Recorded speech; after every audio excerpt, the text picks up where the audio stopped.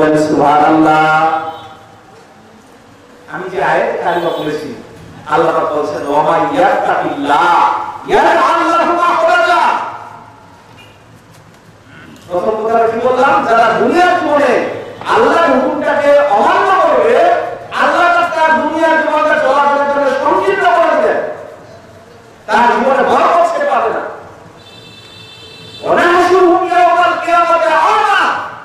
শুধু তাই নয়, হাসরের ময়দানে তাকে অন্ধ করে তোলা হবে। নাউযুবিল্লাহ বলেন। হাসরের ময়দানে তাকে কি করে তোলা হবে? অন্ধ করে, কানা করে। কাকে? যারা আল্লাহর হুকুমটা আল্লাহর পক্ষ থেকে ডাক দেওয়ার পরেও সাড়া দিয়ে নেয়, মুখ ফিরিয়ে নিয়েছে। আজকের মাহফিলে এত সুন্দর আয়োজন, পোস্টার, মাইকিং, লিফলেট, এমনকি এই মাইকের আওয়াজ এত দূর পর্যন্ত যাওয়ার পরেও এই আশেপাশের বাড়িগুলা পর্যন্ত যারা মাহফিল সম্মানার্থে আসতেছে না, আসলো না, কোরআনের এই আয়াত বলছে আল্লাহ পাক এই জাতীয় ব্যক্তিদেরকে হাসরের ময়দানে অন্ধ করে তুলবেন। বলেন নাউযুবিল্লাহ। তার জবাব পেলে না হাসারতানি আনা, আয় আল্লাহ আমরা তো দুনিয়াতে আমাদের চোখ ভালো ছিল, আমরা দেখতে পেতাম, আজকে হাসরের ময়দানে আমাদেরকে কেন অন্ধ করে তোলানো হলো? প্রশ্ন করবে।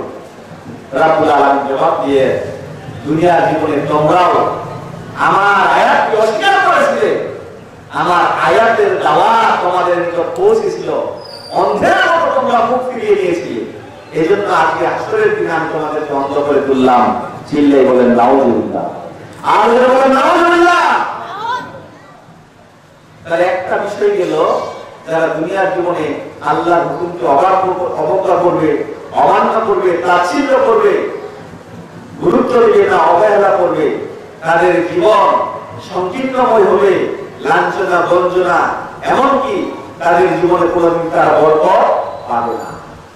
এবার এর বিপরীত যারা জীবন যাপন করবে, আমি এই জন্য সূরা তালাক 2 নম্বর এবং 3 নম্বর আয়াতের কিছু অংশ পড়েছি। এই আলোকে সংক্ষিপ্ত মূল বিষয়বস্তুটুকু বলেই আজকের মতো বিদায় হয়ে ইনশাআল্লাহ। আরো বক্তব্য আছেন। এই আয়াতের সরল অনুবাদ হচ্ছে ওয়া ইয়াত্তাকিল্লাহ ইয়াজআল লাহু মাখরাজা। সুবহানাল্লাহ।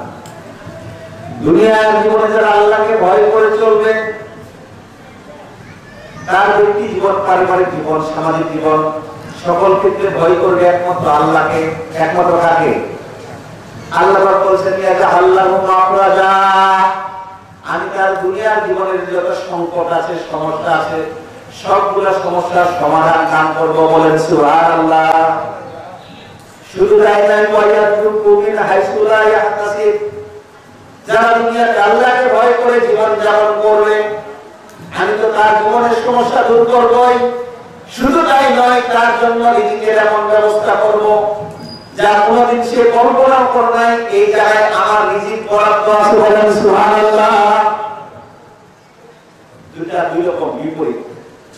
প্রথমটা বললাম, যারা আল্লাহর বিধানকে অবাধ্য করবে তাদের দুনিয়া জীবনে আল্লাহ সংকীর্ণ করে দিবেন।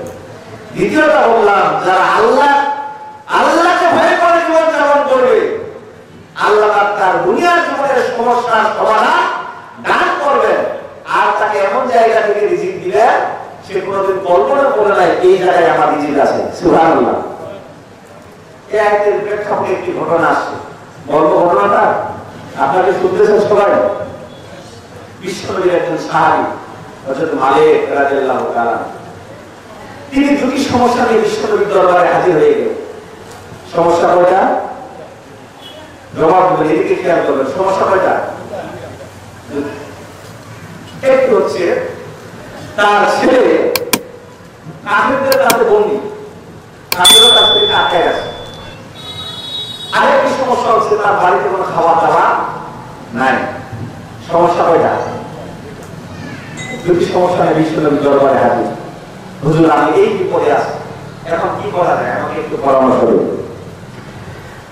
বিশ্বনবী জনাবে মুহাম্মদ রাসূলুল্লাহ সাল্লাল্লাহু আলাইহি সাল্লাম সাহাবীর সমস্যার কথা শুনে তাকে যে সমাধান দিলেন, পরামর্শ দিলেন, তিনি বললেন ইত্তাকুল্লাহ ওয়া কুলু লা হাওলা ওয়া লা কুওয়াতা ইল্লা বিল্লাহ। হে আমার সাহাবী, তুমি বেশি বেশি করে আল্লাহকে ভয় করো, আর এই দোয়াটা বেশি বেশি করে পাঠ করো, লা হাওলা ওয়ালা কুওয়াতা ইল্লা বিল্লাহ। হযরত মালিক রাদিয়াল্লাহু বাড়িতে ফিরে আসলেন, স্ত্রী জিজ্ঞেস করলেন যে আপনি যে রাসূলের দরবারে গেলেন কি নিয়ে আসলেন? তিনি ঘটনা খুলে বললেন। আল্লাহ রাসূল বলছেন আমরা যাতে আল্লাহকে বেশি বেশি ভয় করি আর এই দোয়াটা পড়ি, লা হাওলা ওয়ালা কুওয়াতা ইল্লা। স্বামী আর স্ত্রী দুজনেই আল্লাহকে তো তারা এমনিই ভয় করে, সাহাবীরা কি আল্লাহকে কম ভয় করে? আমাদের মতো হাজার মানুষের ঈমান কি একজন সাহাবীর ঈমানের সমান হবে? কথা বলেন হবে কি? সাধারণ মানুষের চাইতে আল্লাহর ওলি যারা তাদের মর্যাদা অনেক বেশি। কথা বলেন ঠিক কিনা? হাজারো ওলির চাইতে আল্লাহ রাসূলের একজন সাহাবীর মর্যাদা অনেক বেশি। সুবহানাল্লাহ। আবার সমস্ত সাহাবীর চাইতে রাসূলের মর্যাদা, কথা বুঝতে পেরেছেন কিনা? আল্লাহ রাসূল বলছেন তোমাদের মাঝে আমার মর্যাদা হচ্ছে সেরকম সমস্ত তারকারাজির উপর পূর্ণিমার চাঁদের মর্যাদা যেমন। সুবহানাল্লাহ। যাই হোক, সাহাবী আল্লাহকে ভয় করা শুরু করলেন আর ওই দোয়া পড়তেছেন স্বামী আর স্ত্রী, লা হাওলা ওয়ালা কুওয়াতা ইল্লা বিল্লাহ। এই আমলটি করার পরে দেখা গেল আর ওই যে তার ছেলে কাফিরদের হাতে বন্দী, আল্লাহ পাক কাফিরদেরকে আত্মহত্যা করে দিলেন। তার ছেলেদের তার হাতে বন্দী, এটা তারা এলোমেলো হয়ে গেছে, আর কি ভুলে গেছে। এই সুযোগে তার ছেলে হাত পায়ের বাঁধন খুলে বাড়ির দিকে রওনা হয়ে গেছে। সুবহানাল্লাহ। একটা সমস্যার সমাধান। আসার সময় এই কাফিরদের কিছু ছাগল ভেড়া নিয়ে দুবিলা সহ তিনি বাড়ির পথে রওনা হয়েছে। বাড়ি যখন পৌঁছালেন তার সাথে সাথে অনেক ছাগল ভেড়া নিয়েও তিনি বাড়িতে পৌঁছে গেলেন। অর্থাৎ তার যে রিজিকের সমস্যা ছিল সেটা আল্লাহ দূর করে দিলেন। বলেন সুবহানাল্লাহ। লিল্লাহি তাকবীর, লিল্লাহি তাকবীর। আল কোরআনের আলো, আল হাদিসের আলো, নারে তাকবীর। সমানটা হাজির। এজন্য ভয় করতে হবে একমাত্র কাকে? হ্যাঁ, রাজি আছি তো আমরা ইনশাআল্লাহ। আল্লাহকে ভয় করে চলতে পারেন, আপনার জীবনের সমস্যার সমাধান আল্লাহ পাকে দান করবেন আর আপনার রিজিকের ব্যবস্থা আল্লাহ পাক করে দিবেন। বলেন সুবহানাল্লাহ। শুধু তাই নয়, পরবর্তী অংশে আল্লাহ পাক বলছেন ওমান ইয়াতাওয়াক্কাল আলাল্লাহি ফাহুয়া হাসবুহু। যারা আল্লাহর পর পরিপূর্ণভাবে নির্ভরশীল হয়, তাওয়াক্কুল করে, ভরসা করে, আল্লাহ পাকে তাদের প্রয়োজন মেটার জন্য যথেষ্ট হয়ে যায়। বলেন সুবহানাল্লাহ। আল্লাহর উপর যার পূর্ণ বিশ্বাস, ভরসা, তাওয়াক্কুল আছে, আল্লাহ তার জন্য যথেষ্ট। তাকে আর সুদের উপর নির্ভর হতে হবে। কি বলেন? তাকে ঘুষের প্রতি নির্ভরশীল হতে হবে না,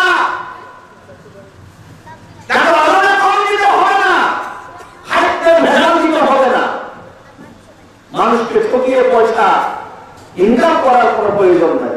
যার বিশ্বাস আছে আল্লাহর উপর, আল্লাহ আমাকে পৃথিবীতে পাঠিয়েছেন, আমার রিজিকের ব্যবস্থা তিনি করেছেন। ঠিক কিনা বলেন? আমার রিজিকের ব্যবস্থা যে আল্লাহ করেছেন, আমার সন্তানের রিজিকের ব্যবস্থাও সেই আল্লাহ করেছেন। কথা বলেন ঠিক কিনা? এই জন্য নবীজি বলছেন লাউ তাওয়াক্কালতুম আলাল্লাহি হাক্কা তাওয়াক্কালি লারাযাকুম কামা ইয়ারযুকুত তাইর। সুবহানাল্লাহ। নবীজি বলছেন তোমরা যদি সত্যিকার অর্থে পরিপূর্ণভাবে আল্লাহর উপর নির্ভরশীল হতে, আল্লাহ পাক তোমাদেরকে রিজিক দিতেন সেইভাবে যেইভাবে পাখিদেরকে রিজিক দেন। বলেন সুবহানাল্লাহ। কথাটি বুঝতে পারেন?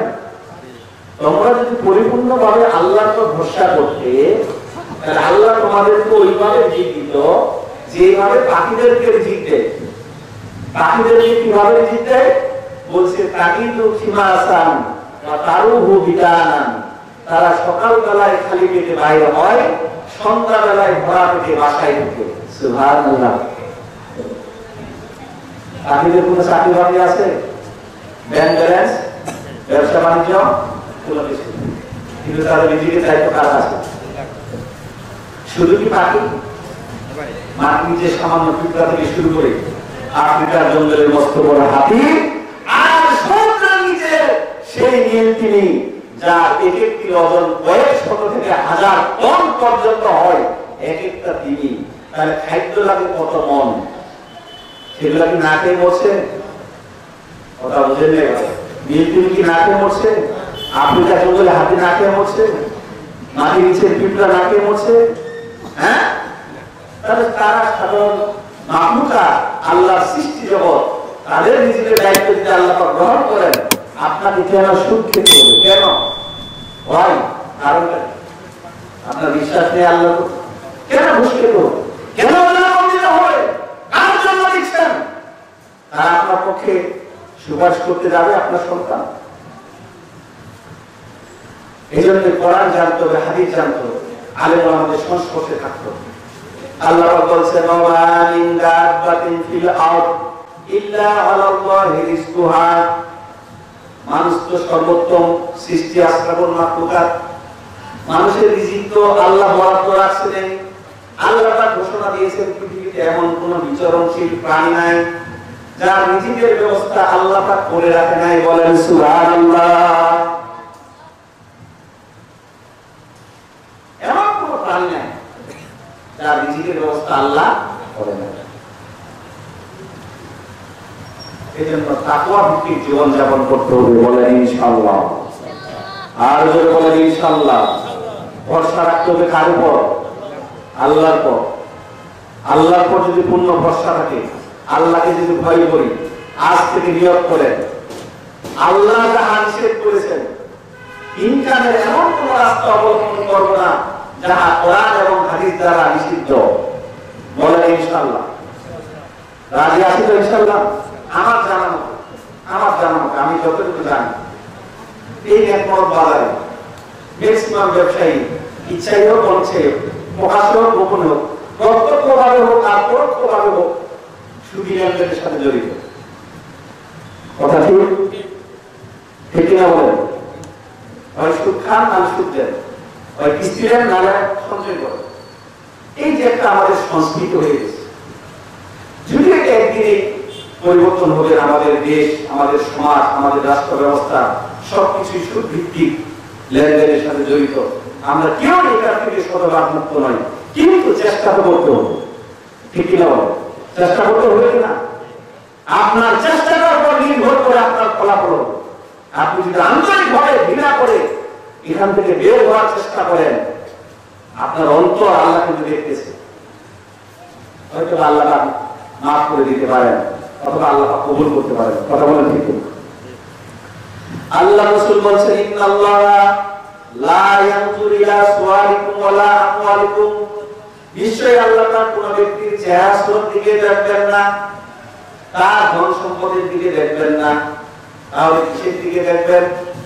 আল্লাহ রাসূল বলেছেন ওয়ালা ইয়ানজুরু ইলা কুলুবিকুম ওয়া আমালিকুম, আল্লাহ পাক প্রত্যেক মানুষের অন্তর দেখবেন, তার অন্তর কি চাচ্ছে, আল্লাহ সন্তুষ্টির জন্য সে হারাম কাজ থেকে বাঁচার জন্য প্রচেষ্টা করছে কিনা, এই অন্তরটা দেখবেন। আর তার তাকওয়া দেখবেন, আমল দেখবেন, এগুলা দেখে তার বিচার বিশ্লেষণ করবেন। বলেন সুবহানাল্লাহ। এই জন্য রাগ করিয়েন না, মন খারাপ করবেন না, বলবেন হুজুর তার কি সবাই আমরা জানলাম? আমি তো কোরআন হাদিস থেকে বলছিলাম, বেরিয়ে আসার চেষ্টা করুন। ব্যবসা হালাল, শতভাগ হালাল, এটাকে হারাম করতে নিয়ে যাবেন। আহাল্লাহুল বাইয়া ওয়া হারামা রিবা, ব্যবসা হালাল, সুদ হারাম, কিন্তু এই ব্যবসাও হারামে পরিণত হবে যদি আপনার নিয়ত বিশুদ্ধ না থাকে। নিয়ত বিশুদ্ধ কি? আপনি শুধু নিজেই লাভবান হওয়ার জন্য নিয়ত করলেন, এতে করে কাস্টমারের যানজট আর জীবন যান। এই যে পেঁয়াজ বর্তমান 40 টাকা কেজি, বাংলাদেশের মাটি আল্লাহ তাকে এত উর্বর দান করেছেন, যা লাগাচ্ছেন তাই করছে, আলহামদুলিল্লাহ। এই পেঁয়াজ 300 টাকা লাগছিল কিনা? বর্তমানে লাগছিল কিনা? কেন লাগছিল? গুটি কয়েক সিন্ডিকেট ব্যবসায়ী তার পেঁয়াজটাকে বন্ধ করে হাজার হাজার টন গুদামজাত করে 300 টাকা হলে বিক্রি করবে, না হলে প্রয়োজন পেঁয়াজ সাগরে ফেলে দিবে। এরকম ঘটনা ঘটছিল। তাহলে এই নিয়ত কি ভালো? এই জাতীয় ব্যবসায়ীকে জান্নাতে যাবে? মানুষকে ঠকানো যাবে, নিয়ম বিশুদ্ধ থাকতো। আমি এবার রমজান মাসে দেখলাম ফেসবুকে একটা খবর, এই যে মুরগি বিক্রি করতেছে না, ব্রয়লার মুরগি, সোনালী মুরগি, তো ওই যে আপনার ভোক্তা অধিকার থেকে অভিযানে গেছে, অভিযানে গিয়ে দেখে প্রত্যেকটা ডিজিটাল পাল্লা যেখানে মুরগিটা মাপে ওর উপরে এরকম বড় ফ্যান করতেছে। তো ম্যাজিস্ট্রেট বলছে, এই একটা মুরগি ওজন দাও তো। ওজন দিল, মুরগিটার ওজন 1 কেজি 100 গ্রাম। বলছে ফ্যানটা বন্ধ করো, ফ্যানটা বন্ধ করলো, বলে আবার ওজন দাও। এবার ওজন দিল, মুরগিটার ওজন হলো 1 কেজি। অত ফ্যানের বাতাসে যে চাপটা আছে, এই চাপের কারণে একটা মুরগিতে 1 কেজিতে 100 গ্রাম ওজন বাড়ে যায়। এবং দেখা গেল প্রত্যেকটা দোকানের ওই ডিজিটাল পাল্লাটা যে জায়গায় ওর উপরে সব ফ্যানগুলো আছে করছে। কেমন ডিজিটাল কাজ তুমি চিন্তা করেন। আর এক মুরগির দোকানে গেছে, সোয়াবিন তো বোতল পাওয়া যায় না, রমজান মাস ছিল সংকট, কি বলেন, খোলা মুরব্বি, দাড়িও আছে, টুপিও আছে, পাঞ্জাবিও আছে, দোকানের মালিক। কি বোতল আছে সোয়াবিন তেলের? নাই। একটু খোঁজাখুঁজি করে দেখে যে জায়গায় চকিটা, মুদির দোকানে একটা চকি আছে না, চিনির বস্তা, ডাইলের বস্তা, ওই চকিটা নিচে সুন্দর করে একটা গর্ত করছে হাউজের মতো, ওখানে কয়েকশো বোতল তেল ঢুকাই আছে। কথা বলে কেউ বুঝতে পারেন? কেউ যদি কৃত্রিম সংকট করে অধিক মুনাফা লাভের জন্য মানুষকে কষ্ট দেওয়ার উদ্দেশ্যে এরকম কারসাজি করে ব্যবসা করে, ওই ব্যবসাটি হালাল হবে? কখনো নয়, কখনো নয়। ব্যবসা নিয়ত থাকতে হবে, আপনি যেমন লাভবান হবেন এটাও যাতে লাভবান হয়। তার লাভ কি? সে যাতে সঠিক মূল্যে দ্রব্যটা পায়, অতিরিক্ত লাভ যাতে করা না হয়, কৃত্রিম সংকট যাতে সৃষ্টি করা না হয়, কাস্টমারের যাতে কষ্টের কারণ না হয়, এই জাতীয় নিয়ত ব্যবসায়ী অন্তরে থাকতে হবে। এই ব্যবসায়ীরাই আল্লাহ রাসূলের সাথে জান্নাতে থাকবে। সুবহানাল্লাহ। 1 নম্বর মাল, 2 নম্বর মাল 1 নম্বর বলে বিক্রি করা। আপনার বউটা ভিজা আছে, ভিজাটা হিসাবে দেখান, যা চয়েস হবে ওইটার উপর ভিত্তি করে যেরকম দাম ও ধরে দিবে। আপনার ধানের মধ্যে ধুলা আছে, ধুলা সবাই দেখান, ধুলা সহ যা পছন্দ হবে যতটুকু দাম করতে হবে ধরে দিবে। কিন্তু উপরে দামটা চকচক করে দিয়ে ভিতরে ধুলা থাকলো, এরকম হয় না। বিশ্বনবীর দিন বাজারে গেলেন, বৃষ্টির দিন, গিয়ে দেখে এক গমের স্তূপ, উপরে শুকনা। নবীজির সন্দেহ হলো, আপনি তো বৃষ্টির দিন, গমটা কিছু ভিজা থাকার কথা, এই লোকের গম দেখছি সব শুকনা, কারণটা কি? গমের স্তূপের মধ্যে হাত ঢুকাই দিল, ভিতরে দেখে যে গমগুলা ঠিকই, ভিতরের গমগুলা ভিজা, উপরের গুলা কি শুকনা, ভিতরের গুলা ভিজা, উপরের গুলা। নবী বলেন, মান গাসা আলাইসা মিন্না, যারা মানুষকে ধোঁকা দেয়, প্রতারণা করে, তারা আমি নবীর উম্মত নয়। বলেন নাউজুবিল্লাহ। আর যারা বলেন নাউজুবিল্লাহ। সম্মানিত হাজির, এই জন্য ভরসা থাকতে হবে কার উপর? ভয় করতে হবে কার উপর? যারা আল্লাহর উপর ভরসা রাখে, আল্লাহকে ভয় করে, তারা কোনোদিন এই সমস্ত কাজ করতে পারে না। শুধু তাই নয়, যারা আল্লাহকে ভয় করবে, আল্লাহ বলছেন, ইন্না আকরামাকুম ইনদাল্লাহি আতকাকুম। আমরা তো দুনিয়ার জীবনে মান সম্মান যশ খ্যাতি পাওয়ার জন্য এমন কোন চেষ্টা নাই যে করি না। কি বলেন? টাকা হয়েছে, এখন মেম্বার দ্বারা দরকার, চেয়ারম্যান দ্বারা দরকার, মানুষ সম্মান করবে, বিভিন্ন জায়গায় দান করি যাতে করে আমাকে দানবীর বলে, ইত্যাদি ইত্যাদি। কিন্তু আসল সম্মানের মালিককে, আর আল্লাহর কাছে যদি আপনি সম্মানিত হতে চান, তাহলে ভয় করতে হবে কাকে? আল্লাহ ঘোষণা দিয়েছেন, ইন্না আকরামাকুম ইনদাল্লাহি আতকাকুম। নিশ্চয়ই আল্লাহর নিকট সবচেয়ে সম্মানিত ওই ব্যক্তি, যে ব্যক্তি আল্লাহকে বেশি ভয় করে। সুবহানাল্লাহ। এই লোকটা হতে পারে গরিব, হতে পারে অল্প শিক্ষিত, হতে পারে দিনমজুর, কুলি, ঠেলাওয়ালা, রিকশাওয়ালা, ভ্যানওয়ালা, যাই হোক না কেন, লোকটার ভিতরে আল্লাহর ভয় আছে, আল্লাহর কাছে তার সম্মান অনেক বেশি। সুবহানাল্লাহ। অপরদিকে একটা লোক উচ্চ শিক্ষিত, অনেক নামি দামি লোক, ধন সম্পদের কোনো অভাব নাই, কিন্তু লোকটা একটা অভাব, তার ভিতর তাকওয়া নাই, আল্লাহর ভয় নাই। আল্লাহর কাছে এই ব্যক্তির চালানোর কোনো মূল্য ঠিক কিনা বলেন? আমরা যদি হাদিসের থেকে একটি ঘটনা শুনি, সাহাবাদের জীবনী দেখি, তাহলে এই আয়াতের প্রমাণ খুঁজে পাবো। আপনারা নিশ্চয়ই হযরতে বেলালের নাম শুনেছেন, শুনছেন কি না? ইসলামের প্রথম মুয়াজ্জিন হযরতে বেলাল। জি, এই বেলাল রাদিয়াল্লাহু ছিলেন কৃতদাস, আফ্রিকার মানুষ যারা হজে গেছেন, হজে গেছেন। এটা বলে বর্ণনা করে বোঝানো যাবে না যে এরকম কালো মানুষ বাংলাদেশে আছে। কি বলেন? আফ্রিকার নাইজেরিয়া, অদ্ভুত কালো, ঠোঁটগুলি মোটা মোটা, নাকটা বসা, কি বলেন? আবার কৃতদাস। কৃতদাস মানে কি? সেই যুগে ১,৫০০ বছর আগে, ইসলাম আগমনের পূর্বে মানুষ গরু ছাগলের মতো কেনা বেচা, যেটা ছিল মানবাধিকারের চরম লঙ্ঘন। বিশ্বনবী ইসলাম আসার পরে এই কথাকে দূর করে দিয়েছেন, বলেন আলহামদুলিল্লাহ। হযরত বেলাল ছিলেন কৃতদাস। হযরত আবু বকর বেলালের কষ্ট দেখে, ঈমান আনার কারণে বেলালের প্রতি নির্যাতন হয়েছিল, এই দৃশ্য দেখে প্রায় ১,০০০ দিরহাম স্বর্ণ মুদ্রা দিয়ে বেলালকে আযাদ করে দিয়েছিলেন। সুবহানাল্লাহ। হযরত আবু বকর যখন বেলালকে আযাদ করে দিলেন, স্বাধীন করে দিলেন, হযরত ওমরের মতো বিশিষ্ট সাহাবী তখন মন্তব্য করেছিলেন, সাইয়্যিদিনা আবী বকর আতাকা সাইয়্যিদিনা হযরতে বেলাল। আমাদের একজন সর্দার হচ্ছেন আবু বকর, তিনি আমাদের আরেক সর্দার হযরতে বেলালকে আযাদ করে দিয়েছেন, বলেন সুবহানাল্লাহ। তাহলে বেলালের মতো মানুষকে ওমর রাদিয়াল্লাহু কি হিসাবে সম্বোধন করলেন? সাইয়্যিদ হিসাবে, সর্দার হিসাবে, বলেন আলহামদুলিল্লাহ। কেন? বেলাল হতে পারে মুখটা কালো, হতে পারে অল্প শিক্ষিত, তার অন্তরটা তাকওয়া দিয়ে ভরপুর ছিল, বলেন আলহামদুলিল্লাহ। আরেকটি ঘটনা আসছে বেলাল। তিনি যখন কেউ ছিল না, একটা কথা আছে না, যখন তোমার কেউ ছিল না তখন ছিলাম আমি, এখন তোমার সব হয়েছে, পর হয়েছে। যখন আযান দেওয়ার মতো লোক ছিল না, তখন বেলাল মুয়াজ্জিন।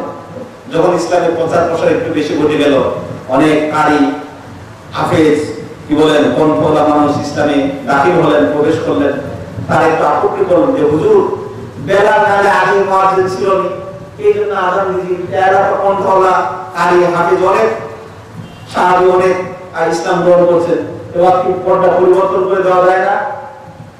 বলছে যে তোমরা যদি মনে করো ঠিক আছে, পরিবর্তন করে দিই, পরিবর্তন করে দিয়েছে। কথা বুঝছেন কিনা? বিশ্বনবীর একটি অভ্যাস ছিল, ফজর নামাজের পর তাসবিহ তাহলিল করতেন, সূর্য না ওঠা পর্যন্ত তিনি মসজিদ থেকে বের হতেন না। বেলালকে যেদিন পরিবর্তন করলেন, ফজরের আযান হলো, নামাজ হলো, তাসবিহ তাহলিল যথারীতি অন্য দিনের মতো সবকিছু হলো, সূর্য আর উঠতেছে না। সূর্য বিশ্বনবী অপেক্ষা করতে লাগলেন, সূর্য উঠতেছে না। কিছুক্ষণ পর হযরত জিবরাইল আমিন এসে বললেন, হুজুর, আজকে কি মসজিদে নববীতে আযান হয় নাই? বলছে কেন আযান হয় নাই? মানে আযান তো হয়েছে, নামাজও হয়েছে, সবকিছু শেষ। বলছে না, আজকে মনে হয় আযান হয় নাই। আল্লাহ রাসূল বলেন, জিবরাইল তুমি কিভাবে বুঝলে যে আযান হয় নাই? হযরত জিবরাইল জবাব দিলেন, হুজুর, প্রতিদিন আপনার মসজিদে নববী থেকে যখন আল্লাহু আকবার বলে যে আযান দেওয়া হয়, আল্লাহর আরশ পর্যন্ত এই আযানের ধ্বনি পৌঁছে যায়, বলেন সুবহানাল্লাহ। আজকের দিনে এই ধ্বনি আরশ পর্যন্ত পৌঁছে নাই, এতে করে বুঝলাম আজকে বোধহয় আযান হয় নাই। নবীজি বুঝে ফেলছেন ঘটনাটা কোথায় ঘটছে। অর্থাৎ বেলালকে পরিবর্তন করে দিয়ে, বেলাল যে মহব্বত নিয়ে, ভালোবাসা নিয়ে, আল্লাহর প্রতি প্রেম ভক্তি, আল্লাহর ভয় নিয়ে আযান দিতেন, আর আজকে তিনি নতুন করে আযান দিচ্ছেন, দুইজনের ঈমান সমান নয়, দুইজনের তাকওয়া সমান নয়। হযরত মুহাম্মদ রাসূলুল্লাহ সাল্লাল্লাহু আলাইহি ওয়াসাল্লাম বুঝতে পেরে সাথে সাথে সাহাবীদেরকে ডেকে আবার বেলালকে পুনরায় মুয়াজ্জিন হিসেবে নিযুক্ত করলেন, বলেন সুবহানাল্লাহ। নারায়ে তাকবীর, নারায়ে তাকবীর। আমি বুঝাইতে চাচ্ছিলাম তাকওয়া কি জিনিস, আল্লাহর অন্তরে আল্লাহর ভয়টা কি জিনিস। এই ভয় যদি আপনার থেকে থাকে, দুনিয়ার মানুষ আপনাকে সম্মান হোক আর নাই হোক, আপনি হতে পারেন সামাজিকভাবে কত মূল্যবান মানুষ নাম নাই, পোস্টারে আপনার নাম নাই, তাদেরকে হয়েছে আপনার অন্তরে আল্লাহর ভয় থাকলে আল্লাহর কাছে আপনি অনেক বড় সম্মানিত ব্যক্তি বলেন সুবহান। সম্মানটা আগে যদি লোকজন থাকতো আর সময় থাকতো আমার এই বিষয় ভিত্তিক আলোচনা আরো আধা ঘন্টা বা 1 ঘন্টা হলে আর একটু ভালো লাগতো। যেহেতু আমার দুই পাশে দুজন সম্মানিত সুযোগ্য আলেম বসে আছেন, তাদেরকে বসায় রেখে আমার মধ্যে ছোট মানুষ কথা বলা এটা সম্পূর্ণরূপে বেমানান। এই জন্য আমি আজকে এখানে সমাপ্তি করছি। যদি আগামীকাল মাহফিল কর্তৃপক্ষ আবার সময় সুযোগ দেয় ইনশাআল্লাহ বাকি আলোচনা হবে ইনশাআল্লাহ। আজকের সংক্ষিপ্ত আলোচনা থেকে যেটি বুঝলাম, এটি আপনি আমি সহ আমাদের সকলকে আল্লাহ পাক আমল করার তৌফিক দান করুন। সবাই বলছে আমিন। ওয়া আখিরু দাওয়ানা আলহামদুলিল্লাহি রাব্বিল আলামিন। আসসালামু আলাইকুম ওয়া রাহমাতুল্লাহি ওয়া বারাকাতুহু। আমরা সুন্দর আলোচনা শুনলাম কাবা সম্পর্কে, আমাদের সাহেবুল ভাই সেটি সুন্দর করে বুঝিয়ে দিলেন। আসলে কাবা জিনিসটা কি তার প্রমাণ আমরা পেলাম, রাজের কাছ থেকে পেলাম, শুনলাম, জানলাম।